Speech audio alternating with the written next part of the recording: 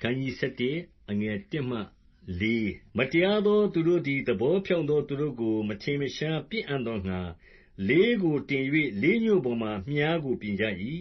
အမိတကယ်တို့သည်ပြည့်လျင်ဖြောင့်မတ်သောသူသည်အဘယ်သို့ပြုနိုင်သနည်းငါဝိညာဉ်အားသင်သည်ငှက်ကဲ့သို့ကိုယ်နေရာတောင်သို့ပြေးချေဟုအဘယ်ကြောင့်ပြောကြသနည်းထာဝရဘုရားသည်ငါခိုလှုံရာဖြစ်တော်မူ၏ထာဝရဘုရားသည်တန်ရှင်းသောဗိမာန်တော်၌ရှိတော်မူ၏ထာဝရဘုရား၏ပလ္လင်တော်သည်ကောင်းကင်ပေါ်မှာတည်၏မျက်စိတော်သည်ကြည့်ရှု၍မျက်ခမ်းတော်သည်လူသားတို့ကိုစစ်တော်မူ၏အငယ်9မှ9ထာဝရဘုရားသည်ဖြောင့်မတ်သောသူကိုစုံစမ်းတော်မူ၏မတရားသောသူနှင့်လုယူဖျက်ဆီးလိုသောသူကိုဝိညာဉ်တော်သည်မုန်းတော်မူ၏မတရားသောသူတို့အပေါ်မှာတောက်သောမီးခဲကန့်နှင့်ရောသောမီးလျှံ